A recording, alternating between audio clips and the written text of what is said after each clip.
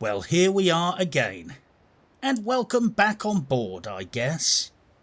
I reckon it's time for us to dive even further into the granular detail of this little gem of an Uzbek early access video game. So let us crack on sharply. Ship combat. There is no denying the fact that ship combat and piracy in Windrose is both incredibly entertaining and extremely lucrative. If you have a nicely pimped out ride and the gear to comfortably board ships and murder the crew, then currently I believe it's the fastest way to make money, collect rep tokens and steal coffee. And since they didn't have cheap access to energy drinks in the olden days, coffee was very important. The ship combat is realistic in the same way that World of Tanks is an authentic simulation of World War II armoured warfare. It's fun, pretty and exciting, but nobody's going to claim it's a simulator. And maybe I am in fact slightly overselling World of Tanks. Just like normal combat on land, the ship combat is primarily gear driven too. I have proven this empirically as a science fact, because I'm terrible at ship combat, but I do happen to have some insanely well geared max level and perfectly configured ships, and I have become the terror of the high seas with barely any skill being applied whatsoever. Whilst the ship combat looks highly sophisticated on a surface level, most people will get the hang of it very quickly. The warships basically work like a slightly scuffed Ford Transit van, which someone has loaded up with 100 bags of cement, and a bunch of very large cannon. You have 4 gears for going forward, 1 for reverse, the handbrake doesn't work very well, and every other driver on the road is trying to kill you. It's essentially like being a builder's merchant in London. Everything about it is predictable, surprisingly easy to master, highly enjoyable, albeit very sluggish. And naturally this makes double parking next to another ship for boarding an absolute nightmare. FYI, giving or taking cannon fire in the arse results in every shot that hits doing a 100% guaranteed critical hit. So as they say in prison, maintain your situational awareness or you will end up taking a pounding in the arse. You start off with the humble but vastly underrated dinghy. It might only have the combat potential of a pedalo, but do not underestimate this thing. It's too small for big ships to hit with their cannon. Its slightly better than crappy speed is still acceptable, and you can still happily explore the map with it. It is also capable of fast travel, so even late game it has its uses, if you just want to run to the coast and then scoot home quickly without incident. The first grown up ship you unlock is the Ketch. A quest chain will take you directly to a beached and heavily damaged ship, and through skullduggery, murder and the most minimal amount of bravery, you get enough resources and crew to repair and refloat the ship. The Ketch is basically the bottom of the naval food chain, but once you pimp your ride with some decent equipment, it becomes a very serviceable early game vehicle of mass destruction and piracy. FYI, most of the best equipment, upgrades and cosmetic items are bought from faction vendors in Tortuga and other locations. Similarly, the blueprints for the other 2 ships are bought there too. So get a ship, do piracy, earn rep tokens and money, buy nice upgrade blueprints, rinse and repeat.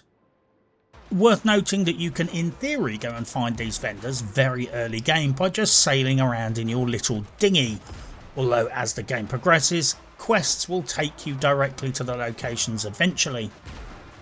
Just remember to carefully consider how and with whom you invest your reputation tokens. You want to improve rep with the dudes who sell the stuff that you want first. Similarly, only invest enough rep tokens to get the next level of reputation where the new stuff unlocks. There is no point being level 2.5 with multiple different rep vendors. Just raise your level to whatever level you need for the unlock and save the rest of your tokens until you know what you're going to do next. If you do fuck it up, however, just remember that a couple of hours doing piracy and boarding ships will earn rep tokens at a very respectable rate. Whilst your first ship is so cheap it's practically free, significant resources are required to build a brig. And then eventually the frigate. FYI, when building a ship from scratch you can choose from a subset or variant. The stock version, which is balanced, the Brethren version, which is high health, got a big cargo hold, and it's slow. The Blackbeard variant, which is massively upgunned, faster, but with a small hold and low health. Think medium tank, super heavy tank, and glass cannon tank destroyer. I will give 2 pieces of unsolicited advice right now. 1. A fully upgraded and pimped out ship is always superior to a badly equipped ship of a higher class. 2. If in doubt, you can't go wrong with the Brethren variant. It has a lot of health, a lot of hold space, and despite being sluggish, is very forgiving. Personally, I prefer the Brethren version. That is the one with lots of durability and a massive hold. My logic is this. If you're going to burgle someone's house, would you turn up in a sports car or would you take a van? I use my ship primarily for murder and thieving, so I need lots of survivability and the ability to carry lots of stolen stuff home. And I'm prepared to trade a bit of speed and a slight downgrade on the guns in order to do that in a way where 1. I rarely die, and 2. I have enough space in my hull to collect everything I need without constantly dashing back home to empty my proverbial bags. If you are struggling with ship combat, it's worth trying a couple of tactics. Picking off lone ships of low level around the starting area, or helping other friendly ships dogpile pirates. There are a couple of locations where friendly faction ships routinely scrap with Blackbeard ships, and there is no shame in sneaking in from the back and trying to get some cheap shots in, and then snaffling the loot.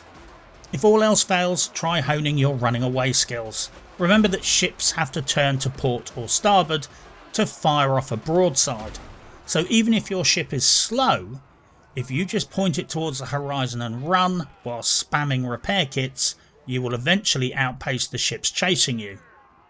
Most likely. And no, I have no clue why they say port and starboard instead of right and left. It's probably just someone trying to be fucking difficult. The ship combat is very addictive and great fun, and so is the process of upgrading your equipment and abilities and eventually stepping up to a bigger, more powerful class of ship. I defy anyone to not get at least a little bit excited about that. If you have been playing this game and you finally unlocked your first frigate and you are not even the tiniest bit excited about that, you might want to consider that you don't actually have a soul.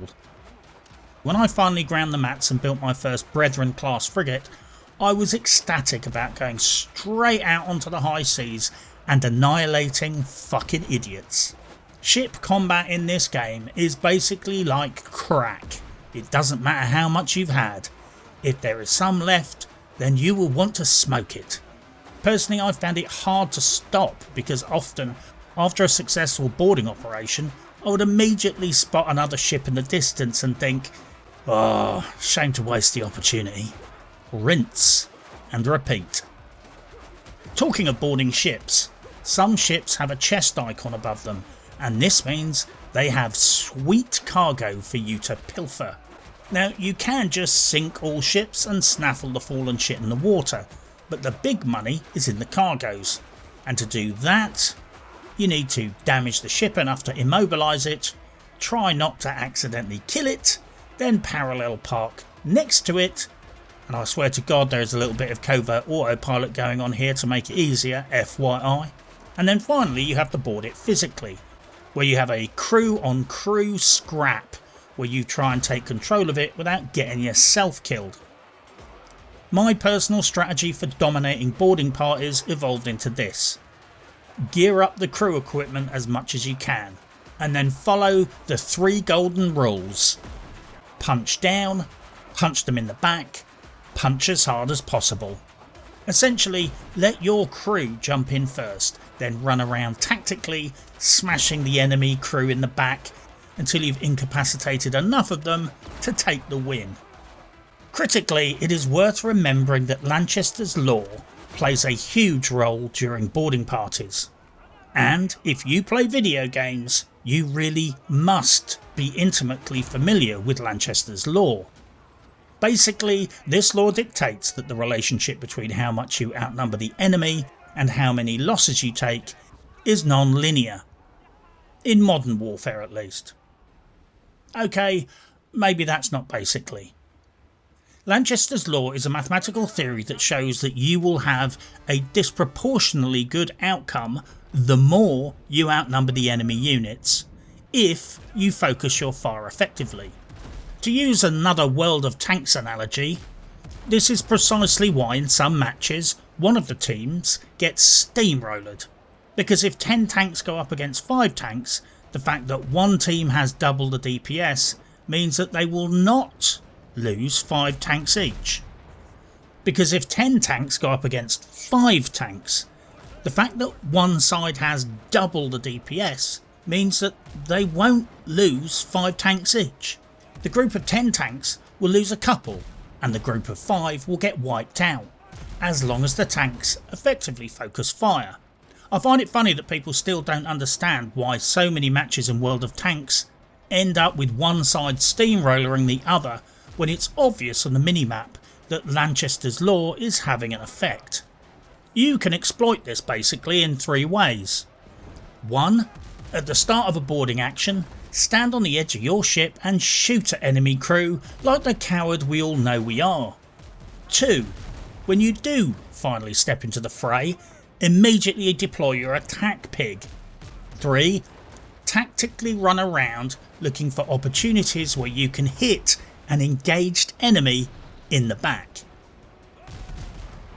If there is one of your guys fighting one of their guys, get behind the enemy and help your dude finish him off fast, so that the crew member and you can head off to help somewhere else. So hopefully the next enemy has 3 guys pounding on him.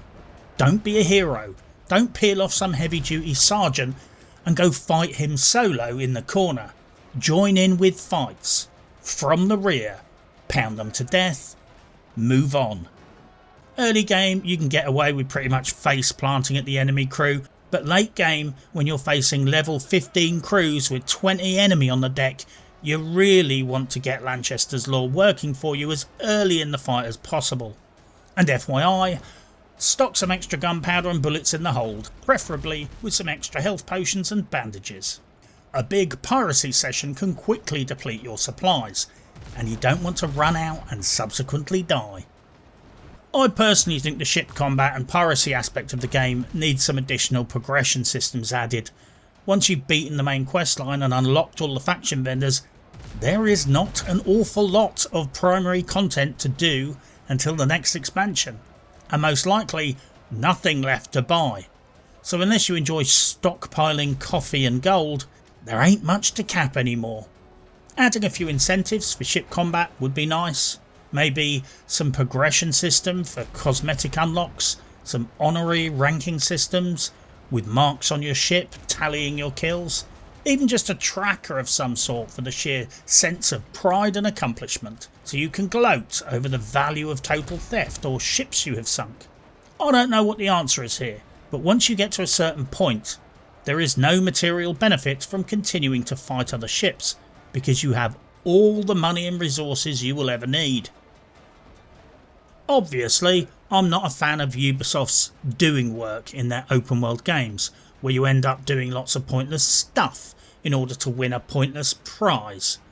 What I'm saying here is that since there is going to be long gaps between significant content drops, maybe a little breadcrumbing is in order to keep the peasants entertained.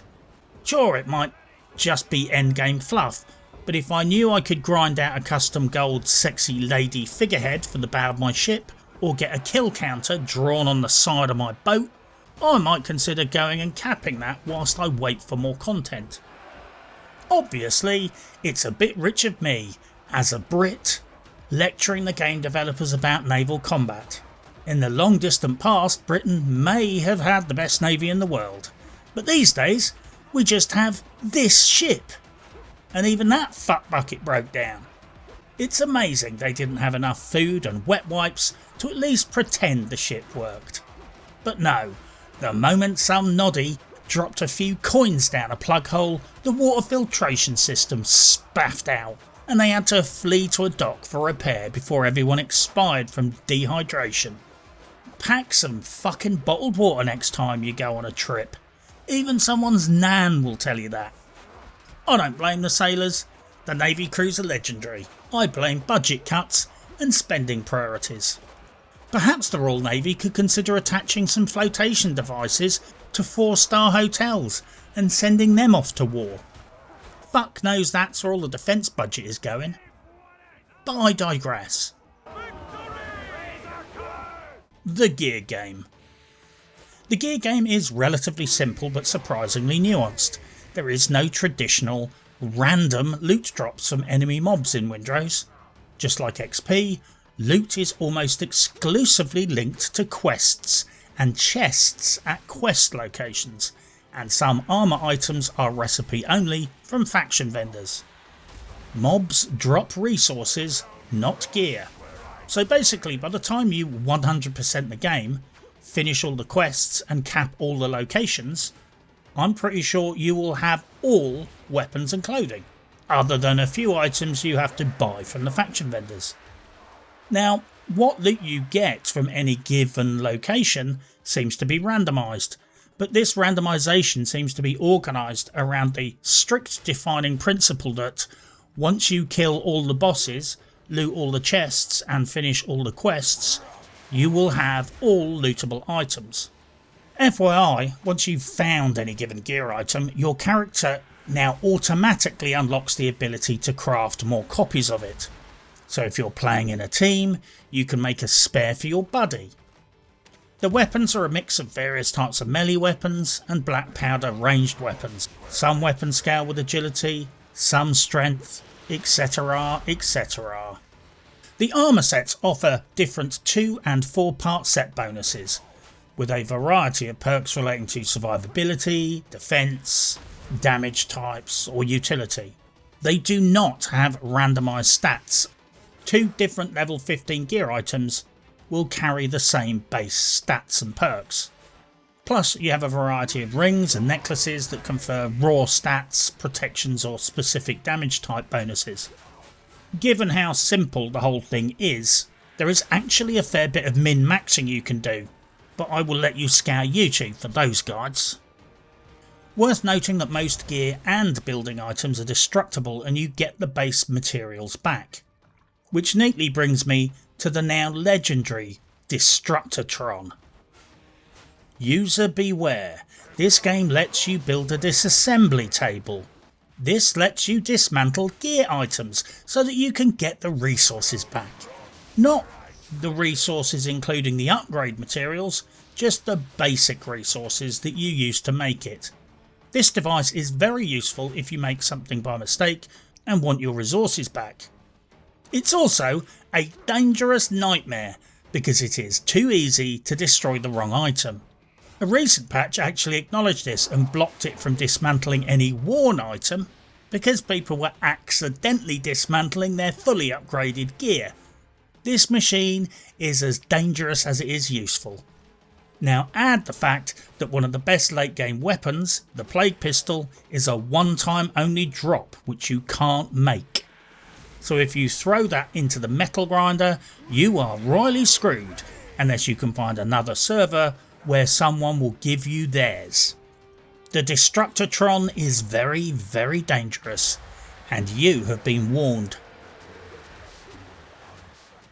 The building game. The developers certainly seem to have gone full Fallout 4 and basically handed the player a nicely repackaged version of the environmental dev kit. Once you unlock all the plans and schematics, be that by quest achievement or by going to the Pirate Mall, you can pretty much recreate game authentic buildings thanks to the vast array of build parts and the trusty shovel which allows you to manipulate terrain to a serviceable degree. Essentially, player housing comes in three forms. 1. You can select the pre-built homes, a pirate prefab if you will. 2. You could build a basic shelter yourself. Or 3. You can build a recreation of the Knights Templar Church of Santa Maria la Blanca in Villacaza de Surga in Spain. I might have gotten a little bit carried away here. That being said, if you think my base looks impressive, I can assure you that this is C tier. B tier at best. I've seen a few showcases of what other people are capable of building, and some of them are mind-blowingly good. The building mechanics allow you to achieve three main things. Building the obligatory functional workbenches required for progress through the game, turning your base into a factory where you can grow, harvest, purchase, store and manufacture resources, consumables, etc. And it allows you to express your inner architect, if you actually have one. When you unlock cultivated earth, you can plant little gardens and grow flowers, flax and vegetables, so you don't have to bother with physically going out and gathering them anymore. You can plant trees or fruit. Hey, what are those limes for? You can make a cosy little bed to sleep in. You can even decorate your love palace with the severed heads of the animals you have exterminated. Glorious! And FYI, you can destroy shit as easily as you built it, and all materials are instantly returned to your bag. As is so often the case with good survival building games, your shovel is mightier than the sword, and you have options for terraforming both in and outside of your base. Remember to flatten and raise ground before building on coasts, because this will massively extend the area where you can build your structure whilst remaining stable. Essentially, even just raising a couple of sandy bumps in the seabed will create an anchor point for your floor units to register as fully stable and project this outward to surrounding pieces. Seriously, do this before you start building, otherwise you're going to have to start tearing up floor sections to do it afterwards. Personally, I went for the full Fred Dibner experience, flattened a massive area and then built as high as I could. Not that I know what the height limit is, because I never reached it. Whilst you can still build a few useful items outside your base beacon, most critical building needs to be done within range of your base beacon, and whilst you can work wonders with the shovel, there is only so far it will raise the ground, so you can't just use your shovel to build a path to the next island. Trust me, I've tried. Although my intrusive thoughts are already trying to figure out how I could just build a bridge across the sea. Personally, I never leave home without the shovel, and FYI, you need it to dig up buried treasure. Who would have thunk it? I found the jungle to be a bit of an obtuse nightmare for farming certain specific plants and herbs, especially since the crocodiles and hunters have a bit of a nasty habit of sitting there unspotted and then ganking me when I have my back turned. I decided to invest some me time proverbially draining the swamp to make my life easier. I know this looks excessive, because it's excessive, but every time I came here to farm, I spent a few minutes flattening the ground and setting up standing lanterns. In the long run, this saved me a lot of time, because now I can see where everything is, spot enemies easily, and convince my psychiatric nurse that only letting me eat my mashed banana with a plastic spoon was probably a good safeguarding decision. As I said, I did a little flattening and clearing every time I visited, and it paid dividends over time. It's basically just like the way they used Agent Orange during the Vietnam War, where America sprayed the jungles with weed killer to expose the Ho Chi Minh Trail. I appreciate that some people might consider that a questionable analogy, and consider the use of Agent Orange as a tragedy. I think it's a tragedy too. It's a tragedy that a bunch of fucking hippies made them stop doing it.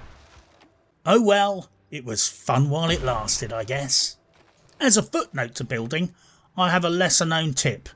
Whilst I strongly recommend you stockpile all resources in case you need them later, if you absolutely must delete that extra spare 100 berries, you can destroy unwanted materials by using the spade. Throw the items on the ground, flatten the ground with the spade. They are gone forever. There are a few critical omissions for completing more sophisticated projects, but I'm not going to be too pedantic about this because even during the last patch they added a fuck ton of small building items that were precisely what I needed for parts of my building. They still need some floor sections with rounded inner profiles for accommodating spiral staircases. I'm sure there is a square peg and round hole joke in there somewhere, but my point is, spiral staircases are round, square floor tiles are square. See where I'm going with this? Sure, there are some missing items that I would really like to see added. 13-degree tile pediments, some flashing and trim for roofs and detailing, 13-degree pillars and beams, maybe some LED flashing for roof edging, versions of certain types of door that come with stone trim and not just plaster trim, some smaller arches for decorative alcoves and the like. It could frankly use some much better signage, but I managed to improvise for now. But the game does need customisable signage. Like in Valheim. Yeah, I said it. But damn, overall you can pretty much make any design work, and it's very easy to build with this interface, which just makes things fuckery free. It is worth noting that your spawn location will most likely end up becoming your first and only base. I will let other people argue about whether this is a good or a bad thing. The important note here is that there are zero material advantages to relocating your main base once you've started building and stockpiling supplies at the location. Sure, you might want to build somewhere else for aesthetic or emotional reasons, but logistically the first location is as good as any. Basically, the necessities of the game are driving players to find the same solution to their shared base location problem. Maybe it's a bit like convergent evolution. Given a strong enough imperative, many different species will evolve the same traits, like how marsupials evolved into thylacines, which certainly seem to be dogs by any other name, or how nearly all high order species evolved eyes. In Valheim you could not carry critical resources and particularly metal items through portals, so it was required that you built at least a minimal infrastructure for remote mining, smelting, habitation and transport. Think mining operations on Mars. But the supply chain situation in Windrose is basically the opposite. Right from the start of the game you will be building storage containers and hoarding basic materials. Then almost immediately you will unlock fast travel points, and not long after that you will get a ship. And all of your resources will be filtering back to your first base and accumulating. So this begs the question, why the fuck would you have a logistical reason for relocating your first base of operations with all the mass movement and transporting of goods and resources that would be involved? All of your mountains of shit is there. You have a fast travel point in place. You have a ship for fast travel too. If there is a specific reason to have fast access to a respawning node, like an iron mine, you can spend one of your 10 fast travel beacons on it. I could see zero point in moving your main base, unless you're a builder and just want to build another base out of spite, or you don't like the view. And that right there is why 99% of the Windrose videos you see have the base right slap bang on top of your literal first spawn location where you arrive when you start a new game. Not even kidding, nearly all YouTubers will inadvertently reveal that their main base is quite literally slap bang on top of the very spot that the character spawned into the game. And I intend no disrespect by saying this, because it is exactly where my base is too. As a cultural footnote to all of this, you will spend a lot of time dealing with barrels in Windrose. They are literally everywhere, so I would strongly recommend Ewan the Cooper's YouTube channel. Apparently there are less than a few hundred traditional Coopers left in the whole of the UK, and Ewan is one of the nicest ones. It's also a pleasure to see a true professional who is genuinely passionate about their work and maintaining a traditional craft. And when you learn about how barrels are made, you will never look at one the same way again. I am quietly confident that he will not be losing his job to AI. So what is my overall take on Windrose? A critical factor in the success of Windrose involves subcultural preferences and cultural bias. I have developed my own system of profiling gamers based on a psychological scale of preferences. I reckon you can literally measure, evaluate and ultimately stereotype all gamers on a psychometric scale that I personally developed and curated. All gamers can be plotted on a 4-dimensional graph based on their obsession with the following genres: pirates, zombies, war, and fairies. By fairies I obviously mean sword and sorcery, fantasy, magic, you know, stuff with wizards and midgets. Nice midgets obviously, not horrible little fucks like Peter Dinklage, who single-handedly made 99% of midget acting jobs unfashionable in a single day and effectively crowned himself as king of the midgets. Other midgets hate him, by the way. And I'm not even kidding. Fuck you, Peter Dinklage. Piece of shit. That's real heat too. Fucking hate him. He costed so many people in my community jobs with that Snow White bullshit. Obviously, Star Wars falls into the fairies category precisely because it has midgets and wizards. Even though technically it also has pirates. Modern Star Wars is entirely excluded from these metrics because frankly, I didn't see the point in having an entirely new 5th category labelled dogshit. Technically, Harry Potter fans are a unique subspecies of fantasy culture fan. Mutants, if you will. Mainly because whilst they do love wizards, they don't like midgets. Unless you count children as a type of midget, which I personally think is fine. You can plot proper, normal, non-mental gamers on this psychometric chart thusly. I call this the 21 kiloton gaming obsession scale. My chart looks something like this. Your average Call of Duty player would look like this, whereas someone like the inimitable Blabs from Blabbering Collector and Sidescrollers would look like this. In fact, you could just dispense with the chart and write down "I love Harry Potter" on a post-it note and pop it right on her forehead. Well, you know I have to do the spell, right? Avada Kedavra!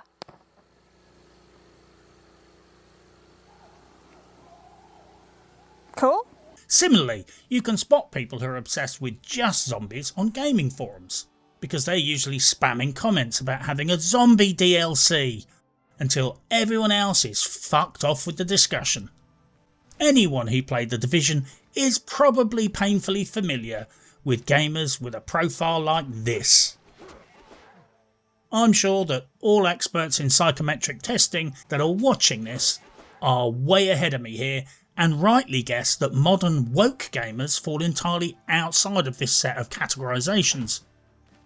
I profile progressive gamers on an entirely different set of scales where I plot the following categories: trans activism and rainbow stuff, furries / bestiality, race swapping, and ugly women. So for example, someone who scored highly on everything apart from furries would love The Last of Us 2, but someone who scored highly on all metrics including furries / bestiality is a Baldur's Gate 3 developer. Or Angry Joe. Anyway, the pirate industrial complex has significant support within the gaming community and huge support within the entertainment industry. By sole virtue of being pirate adjacent, this game will attract significant interest from people who score high on the piracy dimension on the 21 kiloton gaming obsession scale.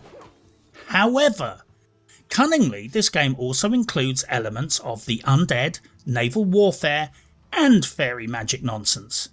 So frankly, as metrics go, this game has very wide appeal to all normal gamers, whom I have so ruthlessly and casually stereotyped. I like Pirates of the Caribbean, but let's face it, 90% of those movies are sold by the legendary Captain Jack Sparrow. I'm honest with myself, I think pirates are fine, but I've never really been obsessed with them. Never dressed as one, and I certainly don't own any eyeliner or leather trousers. Let's face it, Johnny Depp literally put that franchise on the map and is one of the coolest actors on the planet. I like these movies primarily because of him and that funny lady with the massive jawline. Who does not like Johnny Depp? He is inherently likeable, and this likeability is only further enhanced by the fact that he is one of the few people on the planet who actually had his reputation diminished when it came to light that he did not beat the shit out of his wife. Most gamers have at least a passing interest in pirates, zombies, war and fairy magic, and Windrose balances all four. It is one of those truisms that you only realise after the fact. Windrose also sports a fairly decent character creation setup for an early access game. You can be young, old, thin, or a big greasy video game fatty like me.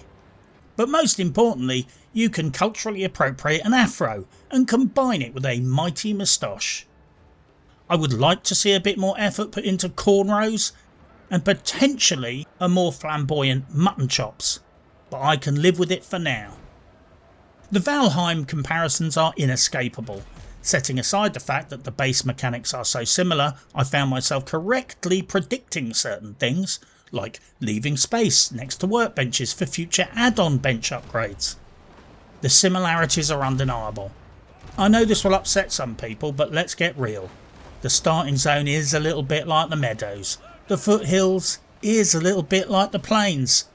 The swamp is a little bit like the swamp. And the forthcoming expansion will take us to the Ashlands. Like the Ashlands? Two of the fucking biomes are literally called the same thing, as in Valheim, and the crafting bench system is near identical. So yes, there are similarities. Deal with it. Windrose is very intuitive. I am resistant to learning new stuff because learning things is for fucking idiots. But I was instantly sucked into this game and face planted into all the systems and mechanics with very little effort. You do not need a PhD in piracy to crack on with this game. Given that the XP gains are exclusively from completing quests and completing points of interest, there is no spamming iron daggers in this game to level up. This has certain consequences. Everything is gated by quest XP and exploration. This has some pros and cons. It essentially makes it impossible to over level in low level zones before moving up the line. You can max your gear, upgrade your gear, make lots of potions, elixirs and bandages, but there is basically a cap. And once you've fully explored a zone, if you don't have those loot drops that you wanted, then you are basically heading off to the boss. And then the foothills with the best gear you've found thus far. There ain't gonna be any scenario where you grind the shit out of mobs and then hit the foothills at level 15. Certainly not that I found. You will most likely be level 6 to 8 and having a really shit time being prison raped by fucking goats. It's basically like Afghanistan, only the other way round. The perk, or should I say talent system, is bare bones, but works quite well. You don't have many points because there's only 15 levels, so as they say at Bethesda, your choices have real consequences. No shit. They should know. Their choices not to make a sequel to Fallout New Vegas had the consequences of the job being given to Obsidian Entertainment. Not that they're probably worrying about that.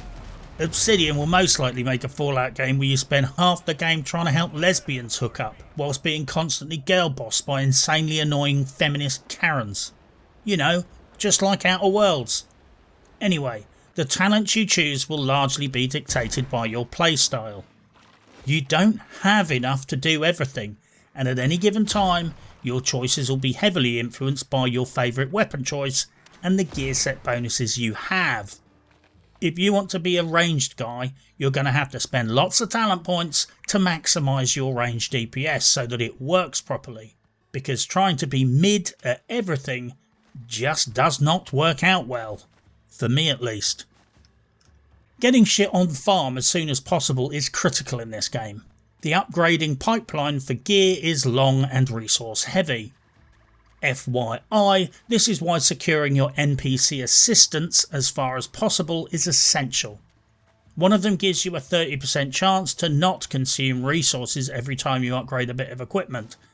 When that kicks in, when you're upgrading an item from level 14 to 15, you will be cheering and punching the air. It certainly seems like your build and playthrough style will be heavily dependent on your loot drops. At one point I really wanted to try out a bleed build, but the rapier of 1,000 cuts just didn't drop for me until way late in the game. In my playthrough I ultimately settled on a blunderbuss sword combo because I had a nice one of each. See where I'm going with this?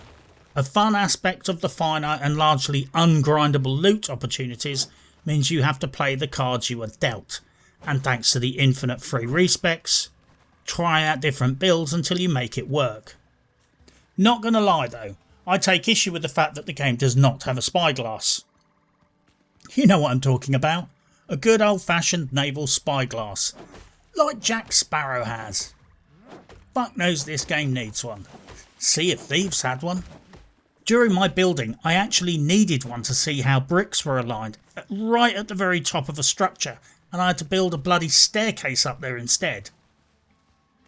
The quest dialogue is fairly unidirectional, if you catch my drift.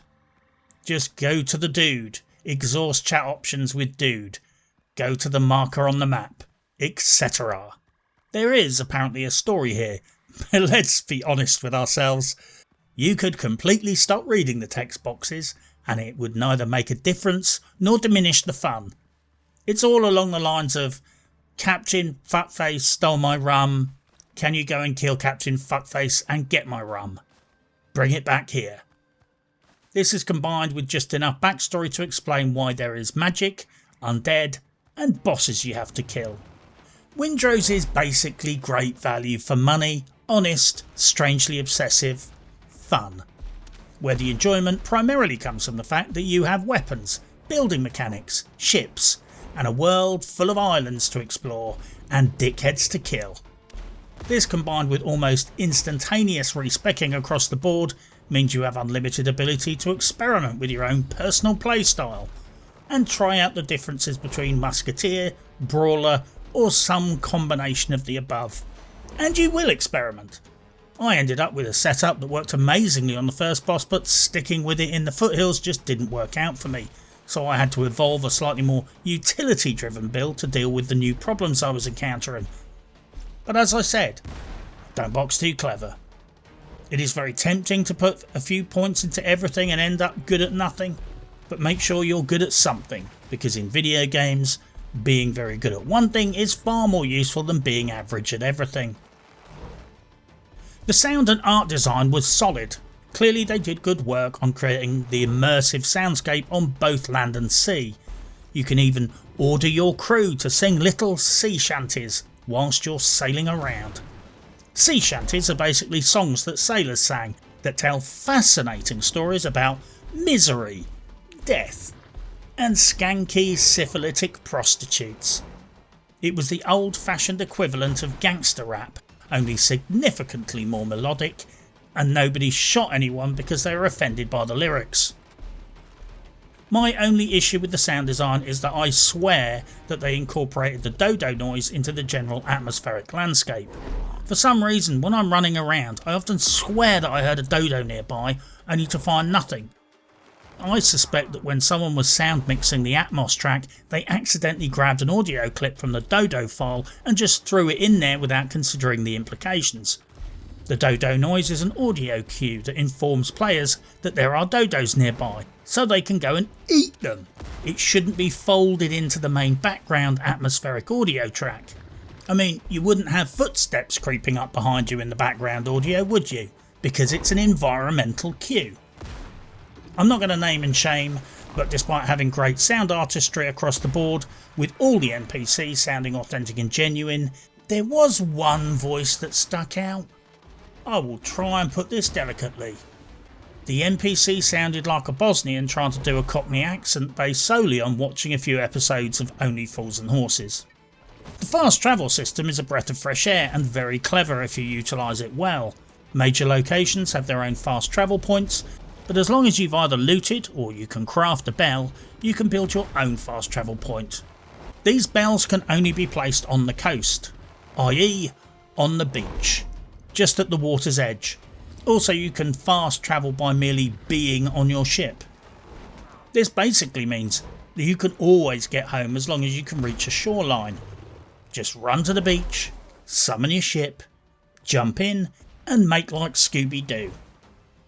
There's no escaping the fact that sometimes the game can get a little bit grindy when you suddenly need hundreds of copper or miss that one essential food ingredient. Or perhaps I could put it this way. You really need to identify what materials you're going to need a lot of, and as soon as possible incorporate regular gathering trips in your pirate daily to-do list. I do have an issue with the availability of a few resources early game, and specifically your inability to farm them. Sweet potato was an absolute ball ache and bottlenecked my food crafting because you can't grow it until after the first boss. Unlocking the vendors that sell the food was incredibly handy and broke this bottleneck. In fact, I immediately bought 2 food vendors so I could have 2 different food orders rolling at the same time. Is buying your food cheap compared to farming it? Obviously not, because farming it yourself is free. I realised quickly that my time was better spent engaging in wanton piracy to earn money and spending that money on shopping and benefiting from the other loots that drop too. Infinitely preferable than spending hours trudging around a stinking jungle digging in the dirt for fucking potatoes. I also take issue with the fact that I could not find a place to buy brown sugar. I just kept running out of that one resource. Just like Valheim, it has true cardinal points. Basically, the north on the map is true north, and the sun rises and sets accordingly. So, you can make a sundial and know what time it is. As a die-hard survival game fan, I love this kind of attention to detail. It really shows some foresight and planning in the world design. On top of that, when you're out in the world, having true cardinal points means you can use the direction and height of the sun in the sky as a ballpark measure of both the time of day and the approximate direction for north. On the topic of time of day, I did not find the world to be significantly more dangerous at night. It's just harder to see where you're going. The only real change is that the beaches seem to have more creepy crawlies and undead mobs, which is either a benefit or an annoyance depending on whether you need to farm them for materials. Windrose does have a fishing minigame. Of course it does, because the game is well made. It is not the most sophisticated fishing minigame in the world, but it is there. It is serviceable, and you get fish and a unique weapon. It's fairly basic, but it is a fishing minigame, and the inclusion of fishing minigames in survival exploration video games is the law. This game is top shelf solo play, but just as importantly, it's a superb co-op experience with your mates. Like Valheim and Deep Rock Galactic. If you plan on getting shit-faced online with your mates on a Friday night, you could do far worse than firing up Windrose, preparing your best pirate impressions and jumping onto your friend's server. The puzzles at the points of interest are actually pitched just about perfectly. They're hard enough to provide a sense of pride and accomplishment, but not so convoluted, oblique or just random that you get stuck and head off to find YouTube guides. Basically, they breadcrumb you enough that you can work things out for yourself, even if sometimes that requires a bit of lateral thinking. Mainly in the form of bringing some wood so you can make stairs and walkways, so you can reach that bit that's on the other side of the roof. FYI, I really like how the merchants work. Basically, they sell you basic bitch stuff at first, but as you progress through the game and advance to the next biome, resources from the previous biome unlock automatically from the vendor. This reduces the requirement to keep going back to low-level areas to farm basic resources, some of which are incidentally finite. This mitigates a couple of problems. It means you're not going to run out of essential resources that don't respawn, like divvy trees, or have to farm level 2 dodos for rare animal fat drops. Secondly, you're not going to have to tie up precious fast travel beacons keeping low level areas available, so you can keep them on farm for nonsense that you would just prefer to buy at a shop. Actually, there's a third benefit. This is a game about piracy. If you need a lot of animal fat for your oil lamps, would you prefer to kill the proverbial pigs in Elwyn Forest for 3 hours, or just go and do some piracy, steal lots of silver and then spend a tiny amount of that silver at the shop buying the animal fat? I love animal grease as much as the next guy, but if I have a preference, I'd rather buy it than literally go and wrestle a pig for it. The number of fast travel nodes becomes a slight issue by mid-game. Officially you have a maximum of 10. Since you basically must have one at your main base, realistically you have 9. There are certain materials that once discovered you must keep on farm. Setting aside copper and clay, which I assume are on everyone's spawn island, you need iron, Tumbawonga ingots, Maya metal scraps, cane sugar for one of the best foods in the game, your precious coffee, gold, which is only farmable from a single randomly generated location, silver, which is only farmable from another single randomly generated location, possibly certain alchemy resources that cannot be grown, like bromelade. Maybe there are other things I've forgotten. My point is, for me personally, I had to keep 7 nodes hooked up for farming visits, and I had 1 fast travel point at my base. So by mid to late game I only had 2 spare fast travel nodes to move around whilst I was capping missions on the last islands and exploring the last locations, and that was not enough. Apparently the world map is randomly generated to a degree, so I can't speak for other players. Now maybe I should play more and bitch less, and maybe this game dynamic is part of the grand design, just like how in Valheim you could not teleport metals until very late game and about 68 years of development. I'm merely pointing out this. There are certain resource locations where it is basically mandatory to have a fast travel point, and this means that pretty much 7 of your fast travel points are going to be dictated to you, and that only leaves you a few left to actually put where you want. I see no harm in just increasing the number of fast travel points to 15 or 20, unless there is some critical game engine reason for not doing this. As excellent as Windrose is, it might face periodic player collapse between significant content drops. The thing is, this is not a mega massive open world game like Valheim, where you might play for 1,000 hours and never manage to explore everything, where you'll continue to set up little exploratory bases and portals just in case you need them in the next patch when a new boss arrives, and where you need to keep building little outposts as part of your metal gathering mining operations. Windrose has a large but finite amount of territory to explore, and I would guess that once you've capped all the points of interest, finished all the quests, and put the last bit of polish on your main base, there ain't gonna be much for you to do.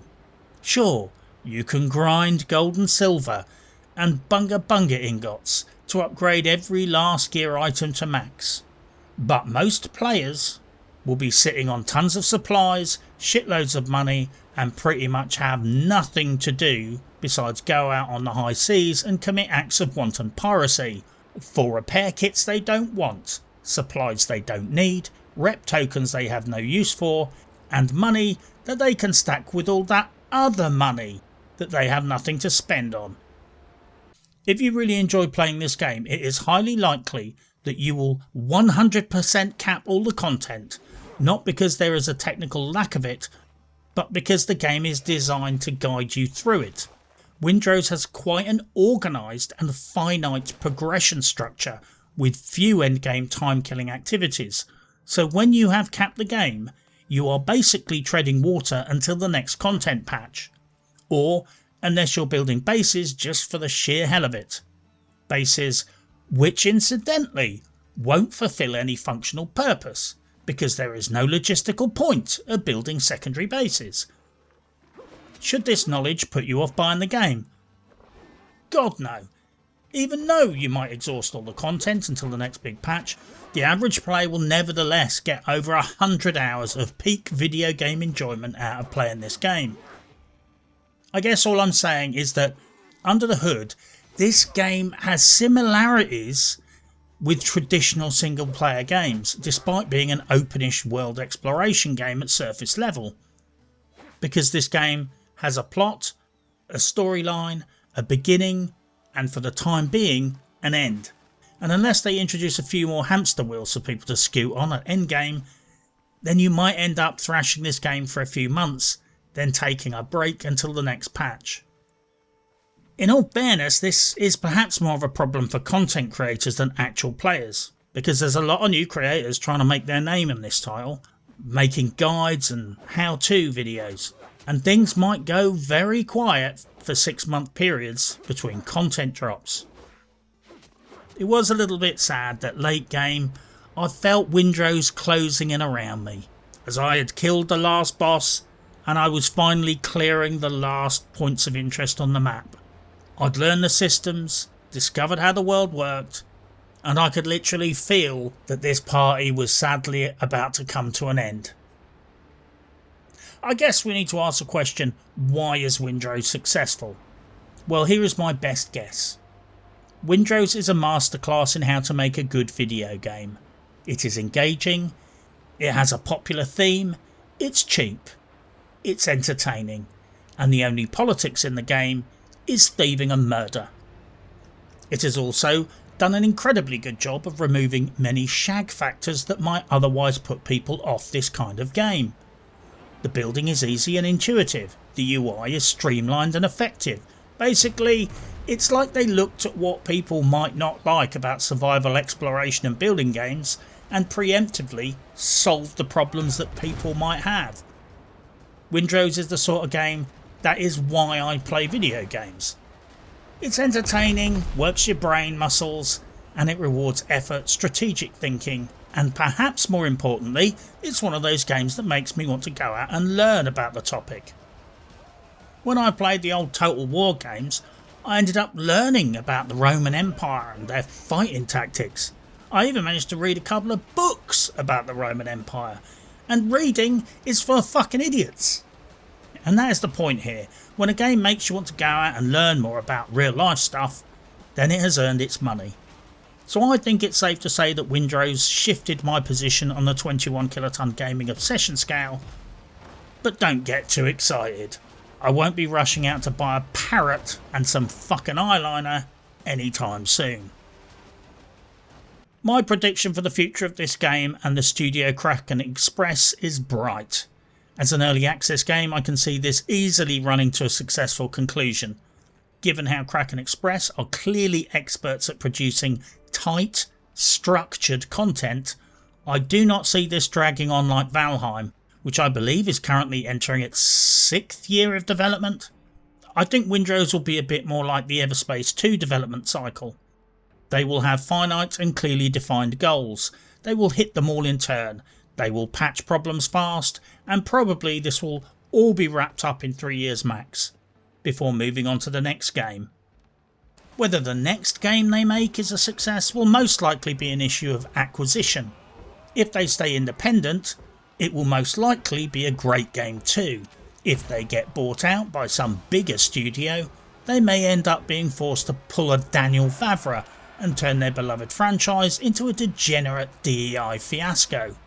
So yes, if Kraken Express gets bought out by someone like Koch Media, I'm quietly confident that Windrose 2 will be a story about a transgender non-binary furry pirate on a quest to find the only surgeon in the Caribbean who can do gender reassignment surgery. I'm sure the combat will still be good though. If Elliot Page can be one of the best warriors in ancient Greece, anything is possible. But seriously, I'm keeping an eye on this studio because they are excellent. I'm also keeping an eye on this studio because if they get bought out, the next game might be shit. So watch this space. Windrose is a spectacular game, and if you don't like it, then you are probably a communist, a degenerate, or even worse, Amber Heard. I strongly recommend this game even if you're not a pirate fan, because by the time you have raided a couple of ships, you will find yourself becoming one. So even if you have a very low pirate score on the 21 kiloton gaming obsession scale, consider spending the £20 required for this game and embrace the possibility of personal growth, because you might end up discovering your inner pirate cosplayer.